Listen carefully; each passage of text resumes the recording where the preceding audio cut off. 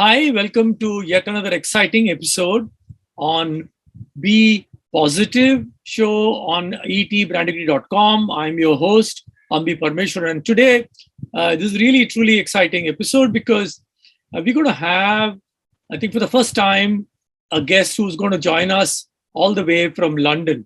So, hi, Mehul Kapadia is the CMO of Vodafone Business UK, an old colleague and a friend. And Mehul, a big thanks from all of us for joining us on this show. Thank you so much, Ambi, for having me here.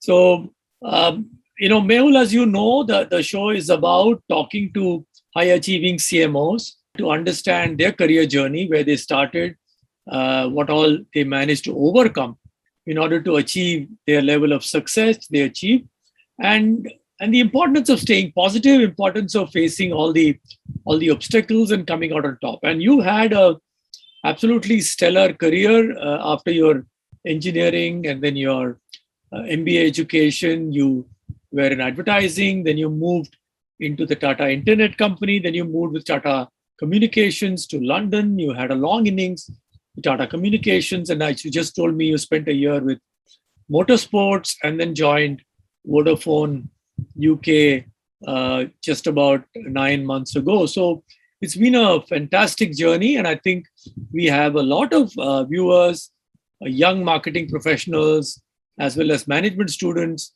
who come and watch the show to get their learnings from people I speak to. So I've been speaking to people across multiple domains: FMCG, financial services, IT services, and telecom. And you're a unique visitor because you're a unique guest, because it's the first time I'm having someone participating from London on this show. So it's really delight. Plus, of course, I've known you for a long time, and I've admired you from a distance on your achievements. So I'm doubly happy to have you here, Mehul. So as we start the show, before we get into your career, what I would like the viewers to learn a little bit about your school, college background. I know you did your engineering and MBA from Mumbai, but I think, were you born and brought up in Mumbai as well? Were your family from services, or were they from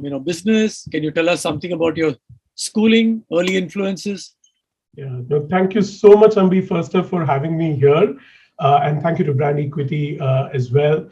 It's an absolute pleasure to speak to you, Ambi. And as we go through the conversation, the critical role that you played in my career, right? So we will talk about that as well.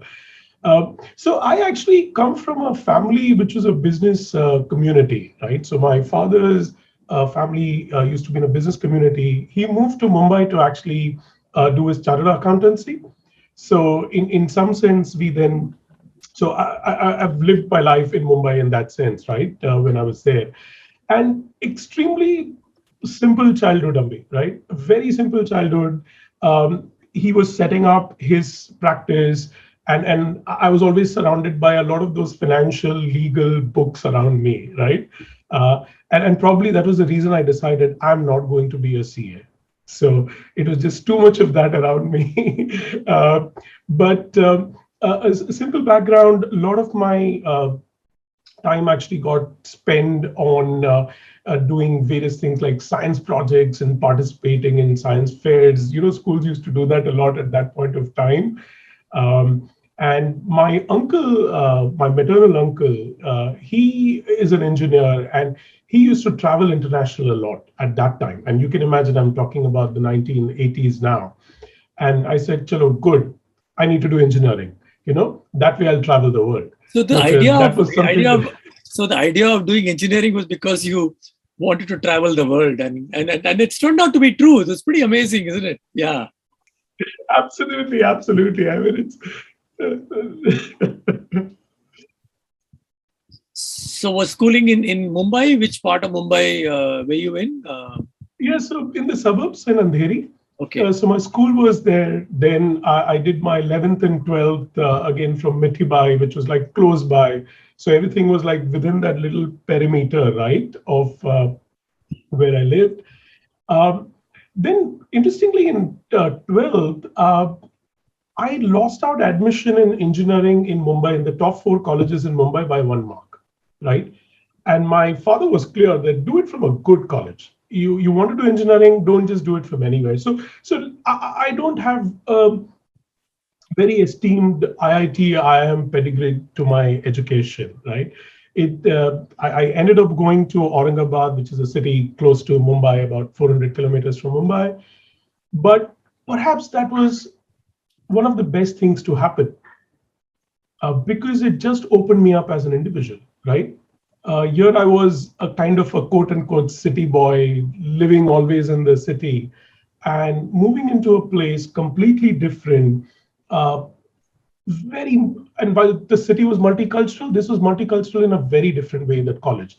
It had people from the army background, from services, from South India to North India, from Northeast India.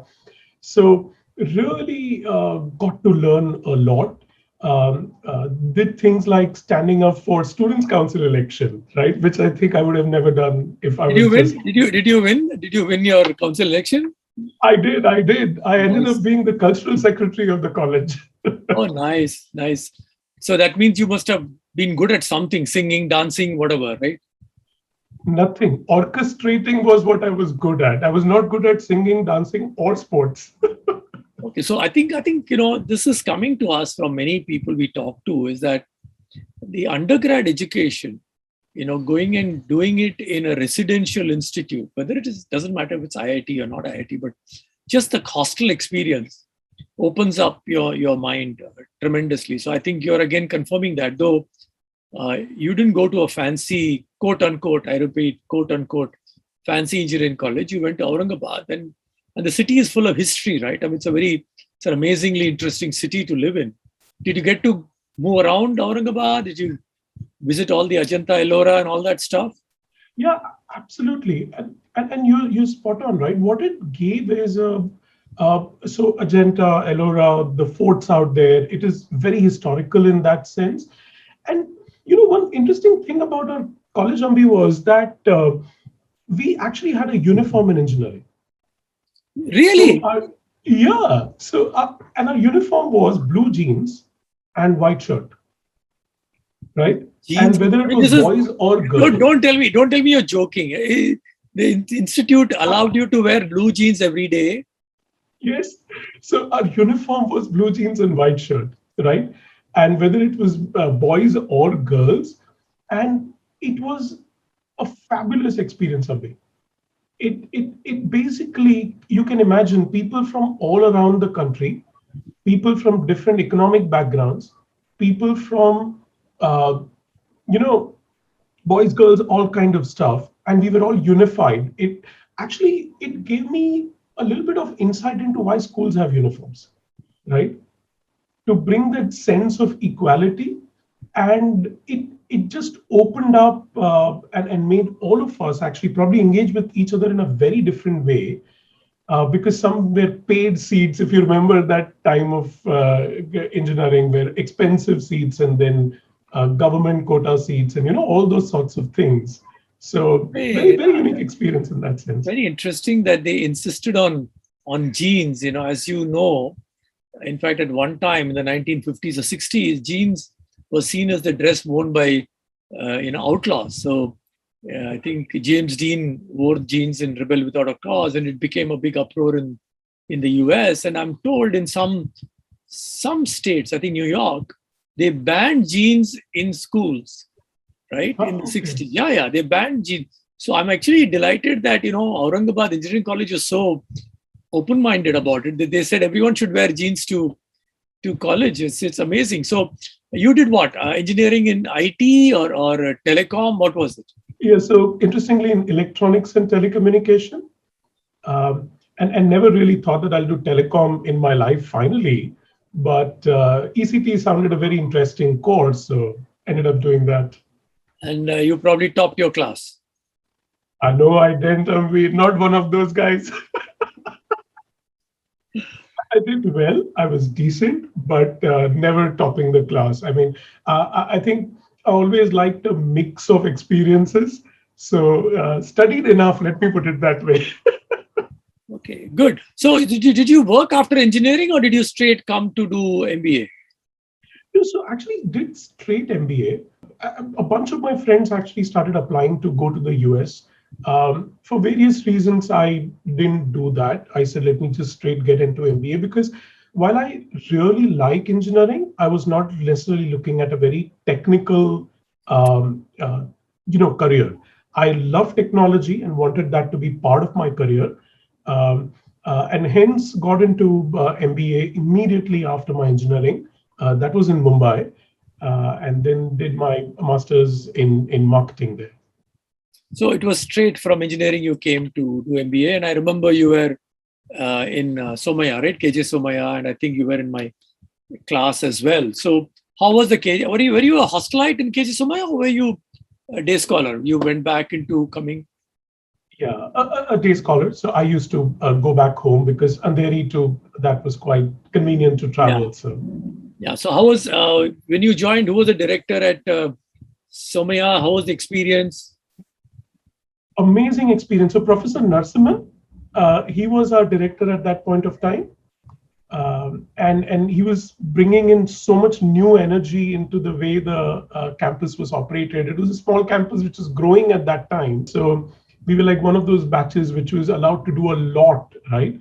So we started our own magazine. So the institute didn't have a magazine of its own at that time. We started that. We went out to get advertising sales done on it as well, and things like that. So And I think Professor Suresh Guy must have been there, right? And yes, yeah. Professor Suresh Gai was there, Professor Venkatraman was there, Professor Monica. So, Any favorite subjects? Any favorite professors, mentors you had who helped you kind of navigate through the MBA path? Ambi, I'm going to embarrass you right now, Please right? don't. Please, Um, no, no, no. Don't.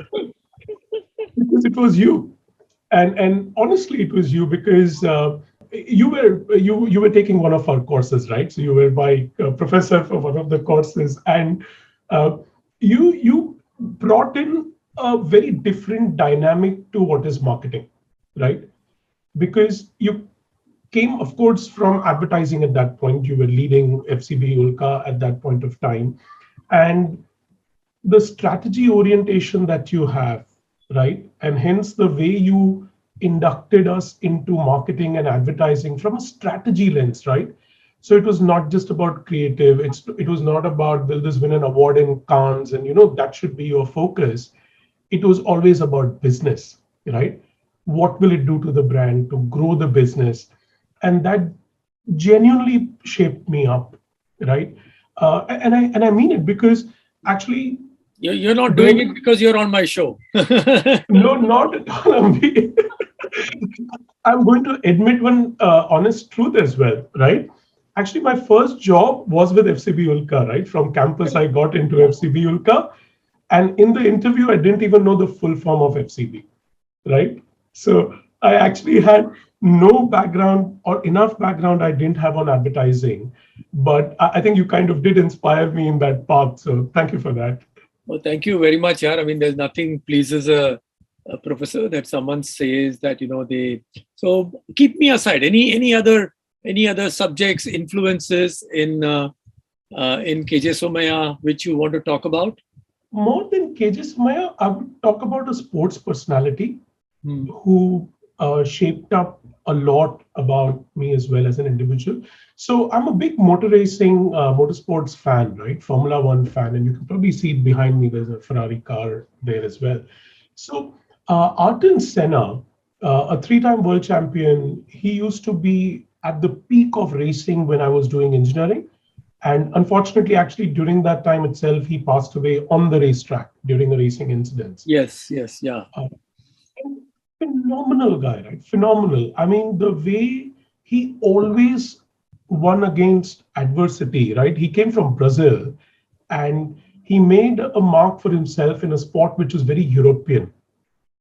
Uh, in fact, Senna had a quote that he said, that actually when it is sunny, right, that's not when I like competing because then you can't overtake. But when it's raining, I know I can overtake 15 cars.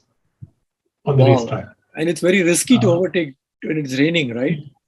yeah, and phenomenal. So I think that actually also shaped up a little bit because, as I said, I didn't necessarily come from what was very important at that time. What is still very important, what's your pedigree of institute and college and things like that.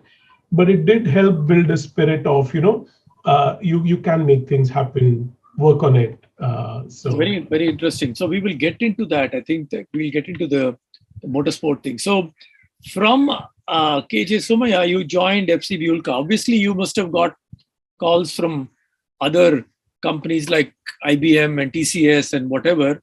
So were you not a little worried that you're a IT, electronics, telecom engineer with an MBA? I remember you're a very good student. So joining FCB Ulka, was it a big risk decision? Did your parents say, why are you engineering करके सूचे advertising में क्यों जा रहे हो? All that was not there, and it must have been there, right? there was actually a lot of apprehension, especially because I was never inclined to advertising. I'll be very honest. I didn't know enough, and that's why I didn't know the full form of FCB, as I admitted during my interview with you and Shashi. Uh, but what I did like, and that was my conversation with my family, right? That actually this could open up paths into doing things which probably this is my early stage of my career, right? If I don't take a risk right now, when am I going to take it? Uh, and actually, what happened is that I think the work ethic that I got to learn in advertising really then probably vindicated that it was good to start off there, where you really put in a lot of effort, rather than maybe I could have taken a path which was TCS, and that's how I could have done my international travel. But this probably helped me take a different path. You spent what, 2 years, 3 years with FCB, right? 2 years at FCB. And then what? Um, And then you went to Tata, right? Yes, we had actually pitched for that account. So we pitched for the Tata Internet account. That time, Internet was just coming into the country, right? They were a private ISP in 2000. We pitched for it. We won the business, and fortunately, 6 months later, they invited me to join them, and it was a bittersweet thing, right? Because I was really enjoying my time in Ulka, learning a lot, but at the same time, it gave a fantastic opportunity to get into a new industry, do a product management role combined with brand. So it, in some sense, it actually helped me leverage my technology background as well. So great. So Mehul, let me now pitch a little bit, say that a lot of people in MBA, I mean, you're a classical example that you took a risk by joining advertising and probably at a lower pay package than maybe what TCS or IBM would have offered you. But then you took those 2 years, you managed to learn a lot of new things and actually leapfrogged into a marketing role in one of the most or the most respected groups in the country with the Tata Group. So in Tata Internet, whom were you working with? Did you get to work with Srinath or was it with the other folks? Yeah, with Srinath. Actually, when I joined, Madhavan used to be the CEO. Yeah, But Madhavan then was there. very Yeah. Yeah. But very quickly, actually, Srinath came in, and Srinath also became a big influence, right? In the way he, I mean, you know him very well. So amazing, But you amazing should tell guy. you should tell people about Srinath because people don't know he's a very media shy guy. So you got the opportunity of working directly with what is called Narasimham Srinath. He's now the head of the Tata, he's the CEO of the Tata Trust. So how was it working with a guy like him?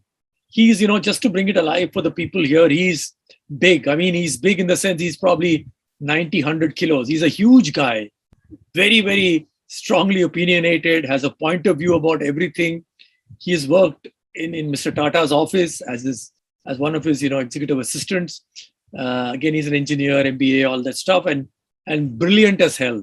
So how was it working with a guy like that? Incredible, right? So, Ambi, 2 years working with you at Ulka, right? That was And bad enough. within That that, was bad. That was bad enough. it probably helped me prepare for the Srinath experience, right? Uh, Phenomenal guy. What energy! And you probably remember that was the time when actually there was a media report that had come in that he was one of the 6 people who could possibly take up Ratan Tata's role, right? So he was looked at as, because Ratan Tata was looking at a young person who might in future take up his role. And at that conversation at that time had started. And it was amazing to see that you're actually getting to work with a guy who'd for 7 years been R&T's executive assistant, done various strategic projects, rolled out various initiatives, and then setting up this massive internet business for the country, I would say, because I think that was important that private players came in and made that happen.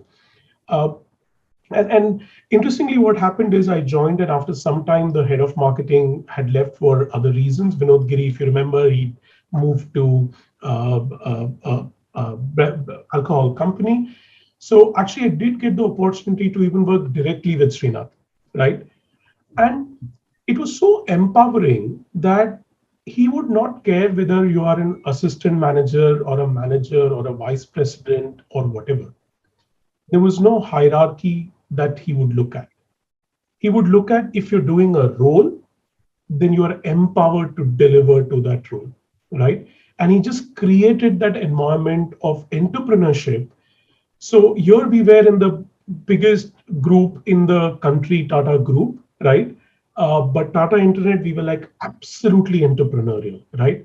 So as a product manager, got involved in billing systems, got involved in, of course, the brand aspects of it, got involved in customer service, got involved in how will we roll out retail shops and hence sales, right? So we were a small team. So we actually got to do the 360 degree of a business. And Srinath created that culture, and then his aggressive growth. So Tata Group, then in 2 years, we acquired VSNL, right? Which was like 20 times the size of what we were in that space. So I remember I was one of the first 10 guys from the group because Srinath moved there to be the CEO, I mean, the executive Yeah, I director. remember. I remember meeting him in his VSNL office at Prabhadevi, right? That big building. Yeah, yeah, yeah. I Yeah, remember. yeah. The huge office he had. Massive, massive, right? Looking at the sea, and actually it was intimidating. Let me put it that way. Sometimes huge offices are intimidating. So did you move to VSNL with him? Yes. So he moved in February. I moved in May. So I got that brilliant opportunity to be part of that transformation. So a proper public sector company, and you can imagine 2002, right? Proper public sector company that it was, um, and transforming that into being a global company. So it was an India-centric company doing wholesale voice and internet, and we then did a massive global expansion. So Srinath led like acquiring across Asia, across Europe, across Canada. So it just started giving a lot of different experiences. So then when did this UK move happen? Because I thought you were in Bombay and suddenly you were in UK. So was it a natural move that Srinath wanted you to move, or Vinod Kumar had come, right? Yeah. So Vinod had become the CEO by that time. So actually, I spent my initial years in Tata doing retail. So it was retail internet, then dabbled into the mobile services that we were launching. Then moved into the SME space, so small and medium enterprise, and what can we do for them. And then actually, there was a point when I said, have I done enough now, right? And should I be looking at doing something else? And interestingly, we were expanding globally. So this was 2011. Tata wanted to expand globally, and so we decided to do a global sponsorship, right? So, I mean, we hadn't even sponsored a gully cricket tournament in India before that as Tata Communications, right? Uh, but we decided to go ahead and sponsor Formula One and also deliver services. So our partnership was not a badging exercise. You couldn't see our logo on the car or you couldn't see our logo at the racetrack. but we were delivering technology services to them. And so glad that the company gave me the opportunity to lead that as almost a business unit. So was it So it was do the was this no hold it, yeah, was this a motor sports thing something which was your dream come true? Did you lobby for it? Did you push for it? Or was it something Srinath pushed for or Mr. Vinod Kumar pushed for? How did it happen? So interestingly, actually, that was getting done in our enterprise business, right? So I was still in our SME business, and which was very India centric. But this initiative was getting done in the enterprise business, and I have to really thank the organization for the trust. So Pratik Pashine, I'm sure you probably know him from Tata Teleservices days. He's now with Reliance. He said that okay, rather than leaving the organization, do something absolutely new, right? And Vinod had that trust, right? And he probably took the gamble in some sense to say that I've been in India, of course, traveled a bit international, but didn't have that experience to do a global sponsorship or a global service delivery kind of a thing. But I think they just gave that leap of faith, Ambi, right? Their risk-taking ability. I think I should thank their risk-taking ability.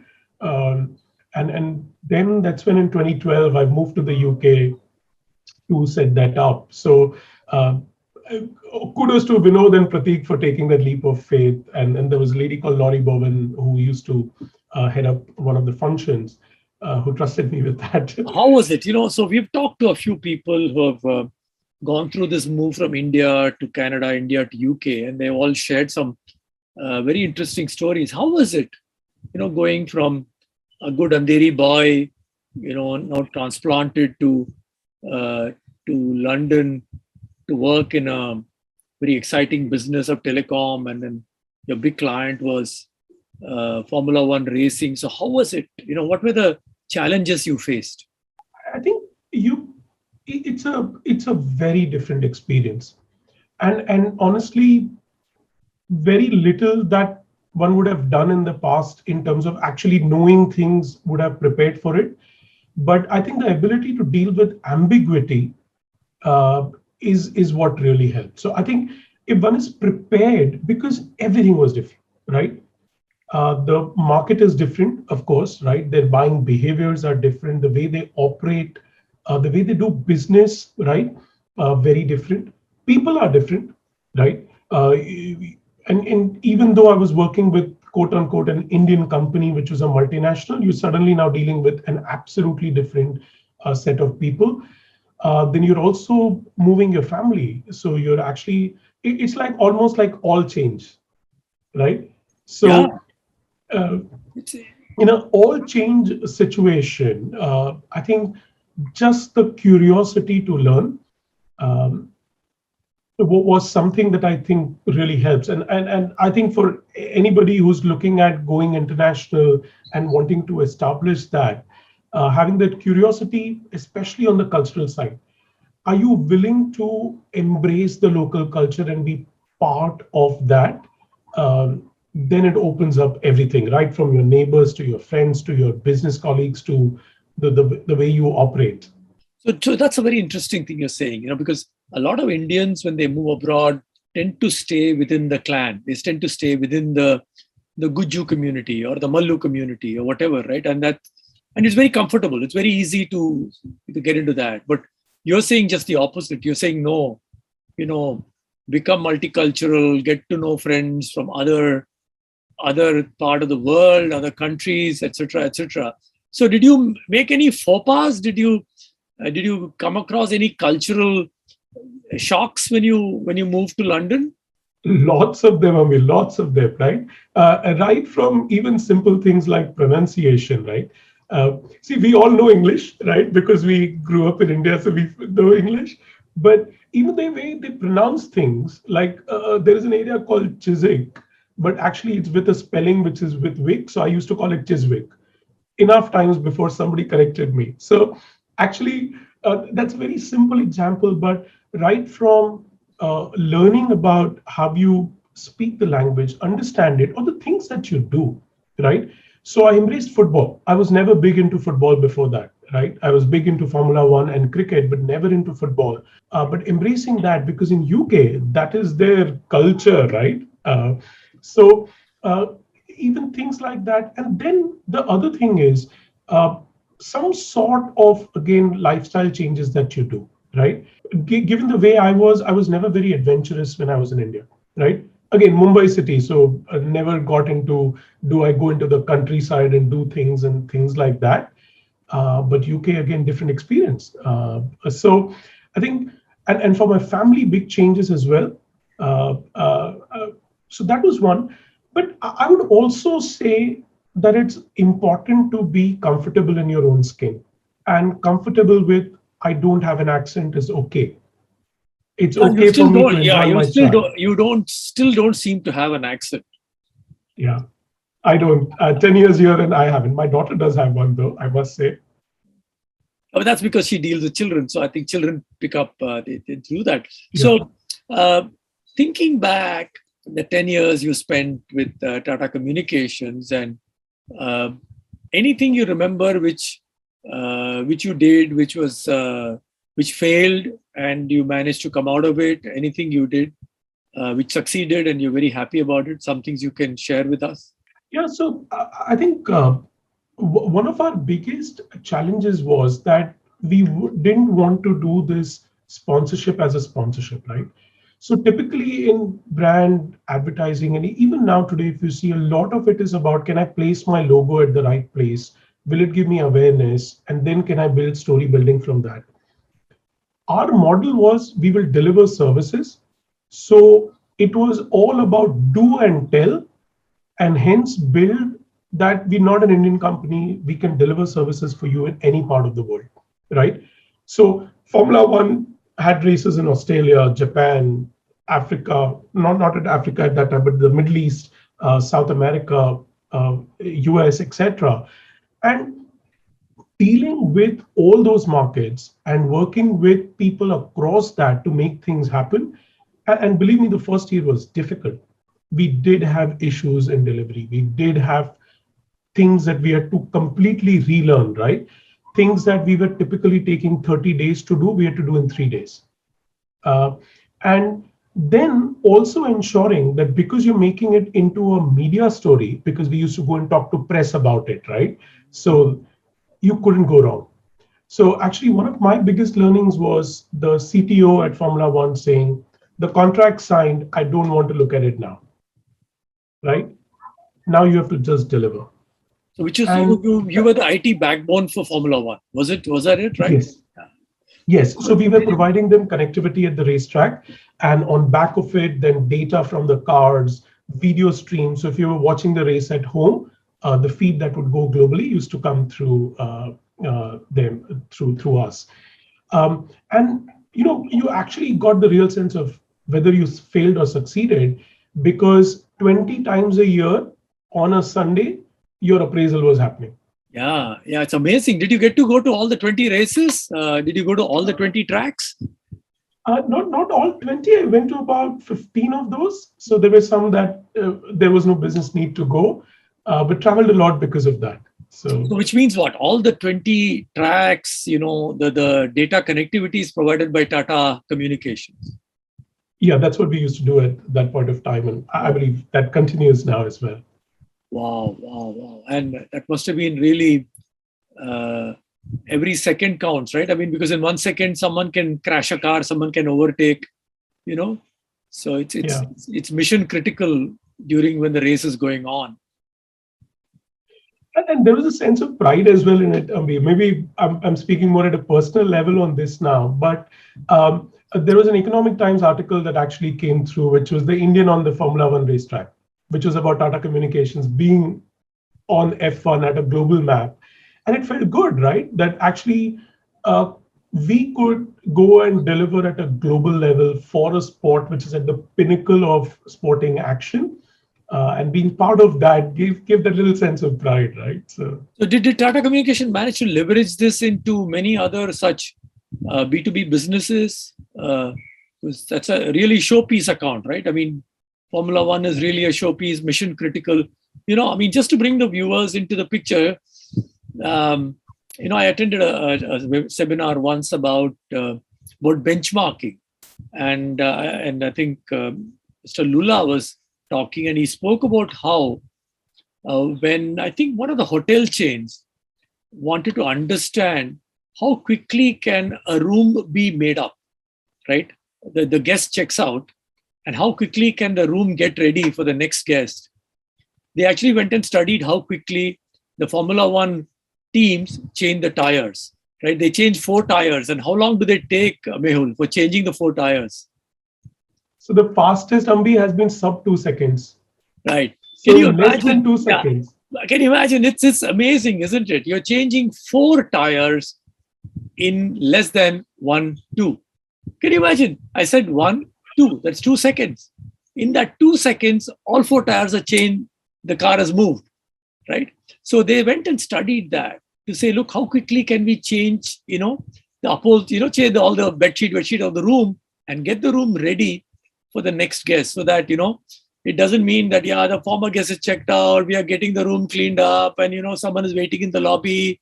It's 10 minutes, 20 minutes, 30 minutes. So if they can change four tires in 2 seconds, 2 seconds, it's mind blowing. Yeah, 2 seconds, 1, 2, all the four tires. Wow.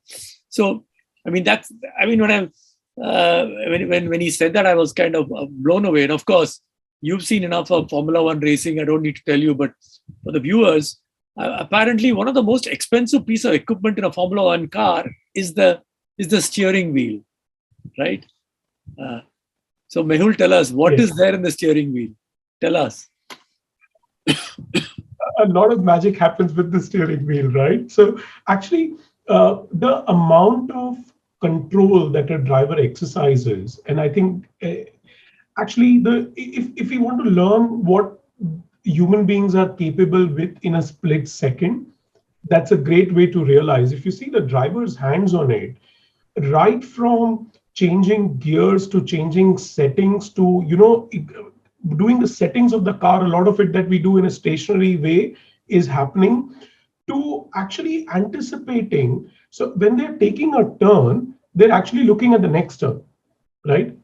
Because this one they have already committed to, and the speed at which they are going, and hence the ability to handle the steering wheel that way, to giving themselves a quick drink of water, to actually then talking on the radio to their engineer who will tell them whether you need to come in for a pit stop or not. They're doing with that. And it's fabulous to see how machines and people, that combination comes to play. So, I mean, I could spend a long time talking about it, but I do believe that a lot of human inspiration can come from it. Because to your example of changing tires, there are 12 people who seamlessly are working together in 2 seconds to get that done, right? Without speaking.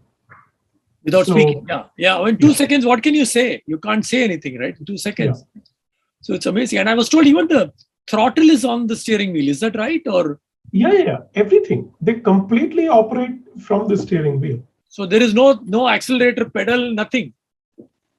So there is accelerator and that as well, but a lot of, because their entire gear changes and the way they stabilize the car is done from the steering wheel, that, as you rightly said, becomes like the most important. And they actually personalize it to each driver.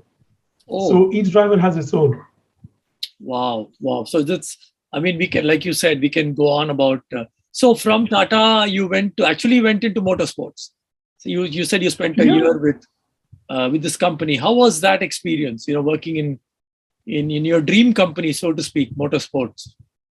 yeah. So I left Tata and then joined a motorsport media company, a motorsport network. They are the global leaders in terms of motorsport content. So huge, about 60 million unique users, etc., into selling tickets at the racetrack, into esports, into producing games, and a lot of it. And we actually switched from marketing in some sense to be a COO there. So I was the chief operating officer for that company, smaller company in size.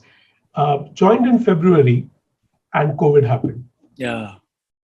So all the expansion that I wanted to do, and the reason why I joined, the company there. But actually, from March, the entire focus became how do you cut cost? How do you look at people safety, right? You have to look at safety of your employees across the world, people going to various racetracks. How do you change that entire thing?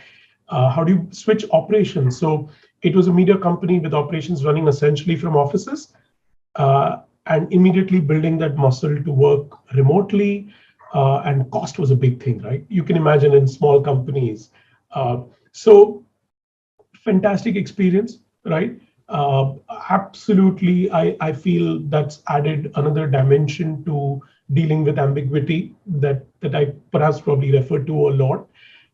So worked for a year there, enjoyed my stint, did a lot, but the reality of COVID was that there were only so much of investments we could have done, et cetera, et cetera.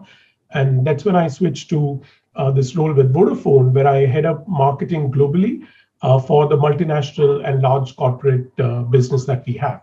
So Vodafone operates in various segments: consumer, SME, SOHO, and then MNC and large corporates. So I look after the MNC and large corporate marketing. So it's a bit like what you used to do at Tata Communications, right? You're dealing with big companies, you're providing uh, internet, IT solutions. So one has been hearing that with the COVID, the importance of technology, the importance of telecom has kind of gone through the roof. Now, are you seeing that globally as a trend? Absolutely, Ambi. I think, see, digital transformation has been now a buzzword for a few years, right? Yeah. And we all have seen that. But last year, being in the industry, we've seen change at a completely different scale, right?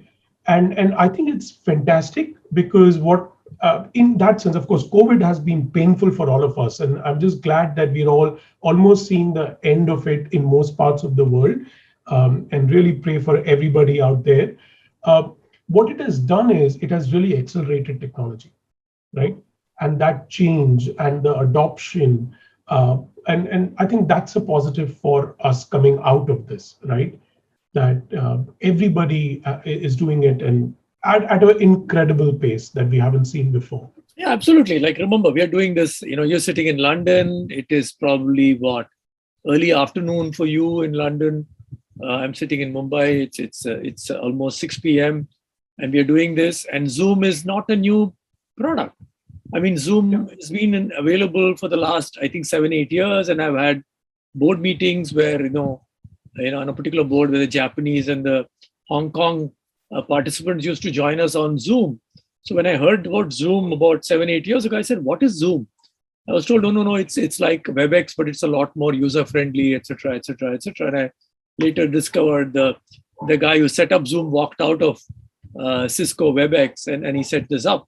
So look at the way. I mean, it's dramatically changed adoption of technology, adoption of information technology, adoption of telecom technology. So it's a great learning. So now you're kind of your global role. Once again, you're starting to travel, or you're going easy on that. Yeah, so currently no travel. We're all officially we're not traveling at all. In fact, our offices have been all remote. So from next week, actually from coming Monday, we start going back to offices. But currently international travel. And again, I think we've just figured out that we can do all of this without traveling, right?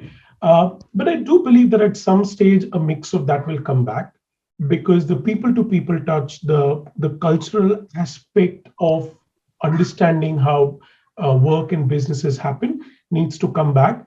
And I really hope part of it comes back for the younger generation, right? Because they need to get the opportunity to go out there and actually explore and not just be stuck behind a screen. So, But I think what you're saying is that a lot of people used to believe that to do B2B deals, it's impossible unless you travel, right, and meet customers. Now I think because no one is traveling, right, you're able to do B2B deals without travel. But once travel opens up, I think if your competitor is going to go and do a face-to-face meeting with your customer, then customers are going to say, look, you yeah. guys are sitting and doing the Zoom meeting, whereas so and so came and met me last week. Then then you'll have to end up traveling, though it may be a total waste of time to travel halfway around the world. And we've done that enough time. Halfway around the world, you travel for a 1 hour meeting, which is a complete waste of time. But then you have to do it because your competitor is doing it. So that may happen. So, so great. I mean, Mehul, it's been terrific to talk to you about your career and your interests in motorsports, which was a revelation to me. I didn't know that. Through your career, can you think of a few? All careers are made by people who have helped you, mentors, friends. So you spoke about, Srinath. Have there been other mentors you've had in the last 10 years whom you would like to tip your hat to, remember them and what you learned from them? Yeah, no, absolutely, Ambi. I think the influence that people have, either they challenge you and hence you learn more, or they coach you and guide you and hence you learn more. And as it started off with you, absolutely the foundation of my career. And let me also be clear, on behalf of all the teachers, probably, is that a teacher is only as good as a student. Because every time you teach someone, you are actually learning something. And if you don't learn anything from your students, you're not a good teacher. So I think I was lucky that I've had some wonderful students right through. I've been kind of teaching on and off for more than 20 years now. So I'm lucky that, and I'm lucky that some of them, are coming to the show to talk to me. And I hope with you, we'll try and get a few more. So, Yeah. so anyone else you want to talk Yeah. about? Yeah. So I think a couple of people. So one is of course Vinod, who's shaped my career a lot as the CEO of Tata and that. The other person with whom I've learned a lot, I've dealt with him a bit because he's too big. So Bernie Eccleston, right? The person who, in some sense, founded Formula One. He's now, of Oh, course, the yeah, yeah. executive. Who doesn't know Bernie Eccleston? Yeah, yeah. Who Yeah. doesn't know him? I think the deal maker, the greatest of all time deal maker, the goat of deal making across the world is what you could say. And of course, we weren't that big in his scheme of things, etc. But learning from him the power of focus, right? He always used to have this focus, controversially at times, that actually I'm building the sport only to people who can afford a Rolex, right? He said it very controversially. But actually, his drive for it meant that it was commercially always at the pinnacle, right? So it made money, it provided entertainment, people became passionate. So got to learn a little bit engaging with him directly, but a lot from the distance as well, of how to actually look at your business and be very customer focused. See, we all talk about customer obsession, right? And that is what we need to be, especially as marketeers. But looking at that biggest deal maker and a business guy being so customer obsessed that my product quality, so the race will always start at a time. Who If you was went who to, was his customer? Who was the customer he was catering to? so he was always catering to the petrol heads, right? And in today's day and age, petrol heads is not the right word, but we have to remember he started at 50, 60 years back, right? So it was a Yeah, yeah, different time when he started. His thing was people who are passionate about cars, people who can buy to afford to buy expensive stuff. I'm going to create an amazing sport for them. And at the same time, that will be so good that the world will want to watch it. So actually, if you see 500 million people watch it, so it's not meant only for the really rich folks, right? But so he had a very core, who's my core target audience, right? And who's then my secondary target audience. And Wow, and it's of course amazing. he never And, used those and words, but do you think one day Formula One will transform itself into electric cars racing, or that's still too far in the past, in the future? yeah, so they have actually put a very big sustainability goal that by 2030 they want to be sustainable, fully sustainable, because one is the fuel in the car. Actually, interestingly, Ambi, all the fuel that goes across all the racetracks while driving is equal to one jumbo jet journey from, say, London to Singapore, right? So actually, it's less about the fuel, but sustainability for the equipment that travels, fans who come in, etc. They've got big sustainability goals. They'll probably go more to biofuels rather than electric because there's a separate electric racing series happening. So Okay, great. So let me come to the last few questions and some inspiration. So I read that you're a boxing. You follow boxing. So who's your favorite boxer? Don't tell me Muhammad uh, Ali. Yeah. No, so honest truth, actually, boxing, I don't follow much as a sport, but I sit on the board of England Boxing here, which is the boxing governing body for England. And that is more about how can I actually take some of the knowledge that I have in the sports side and the business commercial side into something which is actually to help at a community level, because it's amazing how boxing at a grassroots level is helping kids stay off doing things that they should not, is building a community spirit, uplifting folks. Because see, we all see the professional boxing side of it, the glamour side of it. But what we don't see is the actual grassroots.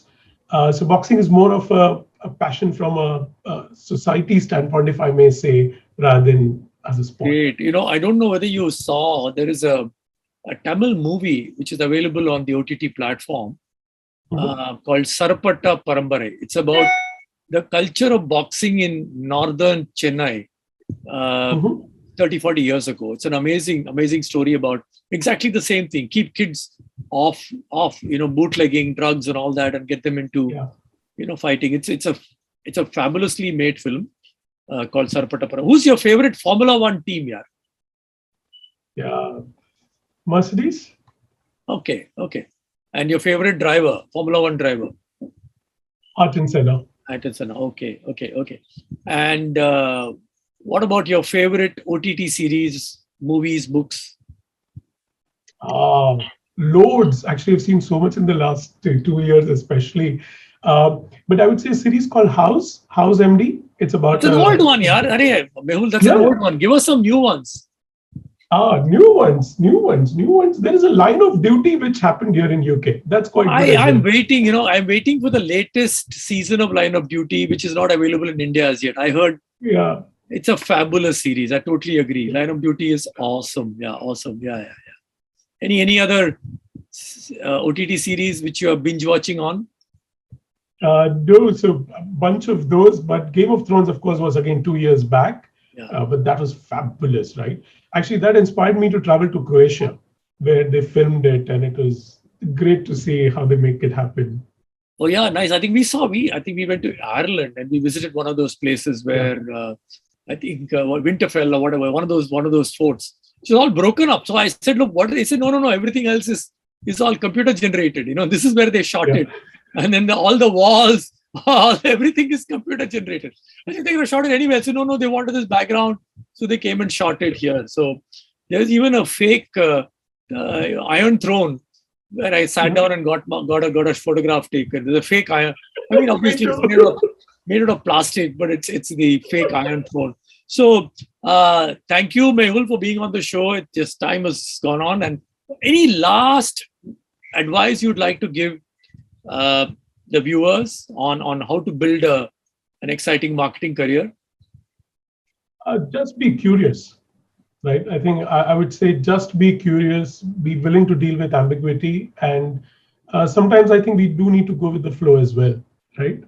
So Great. So thank you, Mehul. And just to wrap, viewers, as you listen to Mehul, his journey from doing schooling in Mumbai and then to engineering in Aurangabad and then back to doing an MBA in Mumbai and then taking a very risky path, joining advertising in spite of a BTech and an MBA degree, and then 2 years of advertising, and then on to joining one of or India's most respected business group, Tata, working with some amazing leaders like Narasimhan, Srinath, and Vinod, and Pratik Pashine, and then jumping at the opportunity going to London to work on a totally new domain, which is B2B technology, working with Formula One, and then fitting into that culture, understanding the culture, picking up the local habits, joining, going for the football games, etc., and then of course now in Vodafone UK, running the global business to business part of Vodafone. So, Mehul, once again, thank you very much for joining us from London, and wish you all the very very best. Yeah, thank you very much. Thank you so much, Ambi. So nice to talk to you. Yeah, so thank you, folks, for joining us. This is your host, Ambi Parameswaran, signing off on Be Positive Show on etbrandequity.com.